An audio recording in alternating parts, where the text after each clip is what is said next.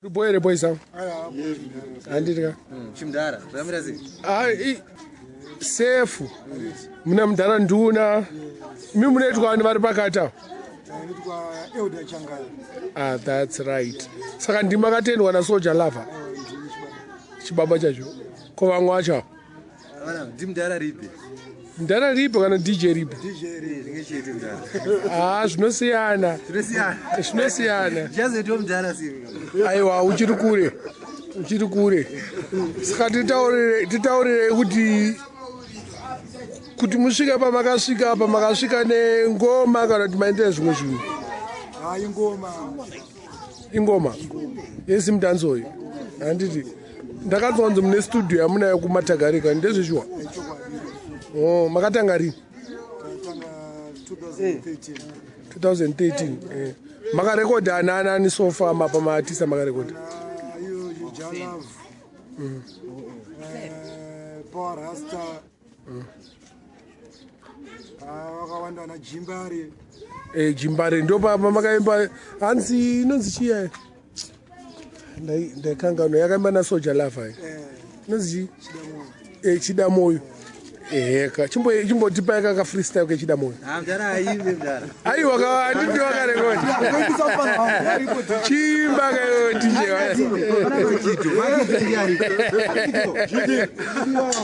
Jimmy.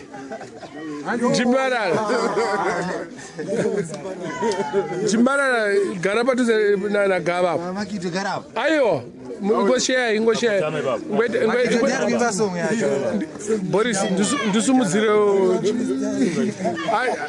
Chidamoyo hanzi vamwe vakati Matsoni vamwe vakati Kaso ndamba na freestyle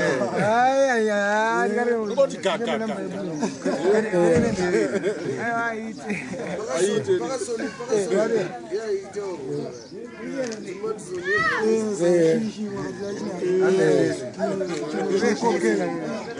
But next interview mdara tetina artist artist tetina one artist weko any artist ndichauya kubasica manje ndichiri ku level because nanyimbopedzisa zvamo muzvangu iziya imbogaregarei musamhanye mune makore mangani mimi sinzi muri madhara imimi ione makore mangani iwe ripe 24 years apo wakunzi mudhara ndiri mudhara kune vamwe mapano kwandiri kwemi muchangari mune makore mangani 31 years apo wakunzi mudhara kudhara saka maelders andika kogava une makore mangani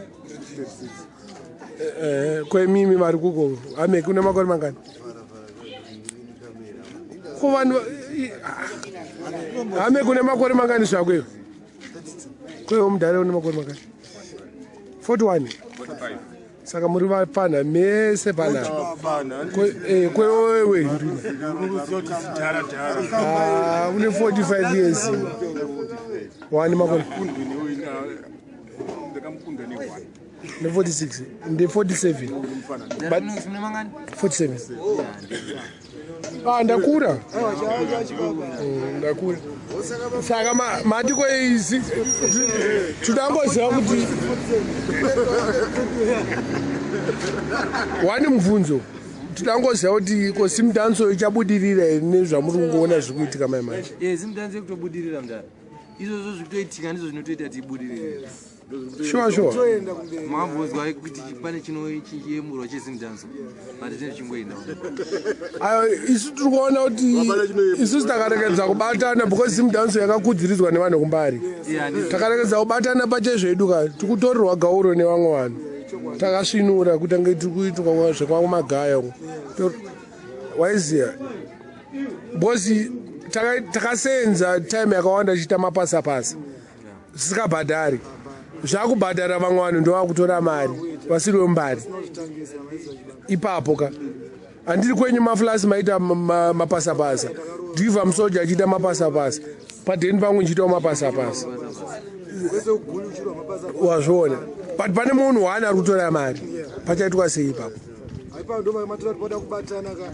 Mwana wanhu wabatana ka ndo kutoronga chinhu chaicho zvichite maso. Right.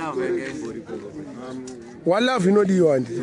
Fanika yakaitwa papasa yakaita kuningi.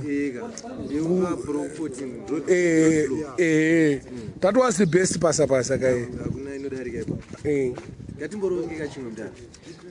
Ndiripo zvangu svika November saka zviri kwamuri.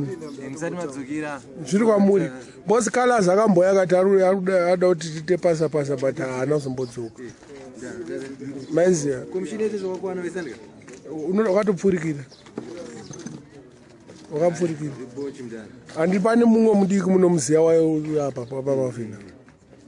Wakambotorwa uchimboenda kuzororo madheza. Aiwa hauchashandiswa. Wemboshanda kwashambari. Ndio wangu ihafu ye. Ndio ihafu ndio yangu. Yanga ni hafu ye.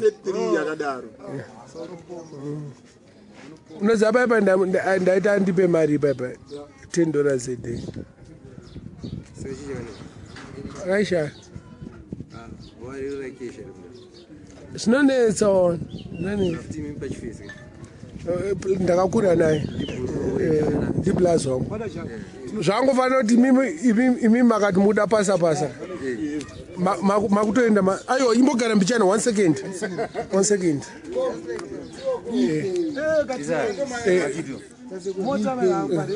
Alright. Chingomhoresai vanhu vamunoziva. Ndamurisa makidu. Nevamwe vese ka hakuna vanhu vekunze kwenyika vamunoziva. Vanhu vekunze kwenyika. Aiwa ana mushonga bali. Handiti ka. Boys dzese dzekuCanada. Maiwe.